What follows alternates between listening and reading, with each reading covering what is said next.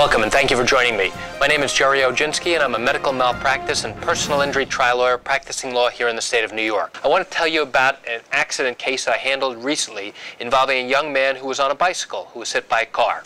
My client was on a stretch of road in Queens on a beautiful Saturday morning in the spring. The car that hit him was coming off the Grand Central Parkway in Queens and was coming off the exit ramp.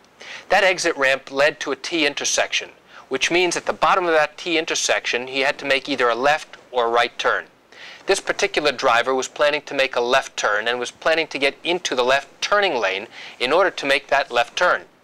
There was a stop sign at that intersection for the driver, and to his credit, he stopped.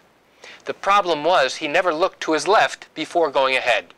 Rather, after coming to a stop, he looked to his right and seeing no oncoming traffic, took his foot off the brake and put his foot on the gas and proceeded into the intersection. The client suffered fractures in his hand, he suffered injuries to his knee and to his shoulder. He required surgical orthopedic correction to the fractures in his hand, he required surgery to his knee, and required extensive physical therapy to his shoulder. Once I had obtained all of my client's medical records, and we were able to show exactly what his injuries were and what his injuries could be projected to be over the course of his lifetime, I was then able to show the insurance company for the driver that caused the accident how significant his injuries were. After submitting all of my client's medical records to the insurance carrier, it gave them an opportunity to evaluate not just the liability, meaning who's responsible for the accident, but also the extent of my client's injuries and what he went through from the time of the accident, his surgeries, and what will happen to him in the future that made it possible for them to make an offer of settlement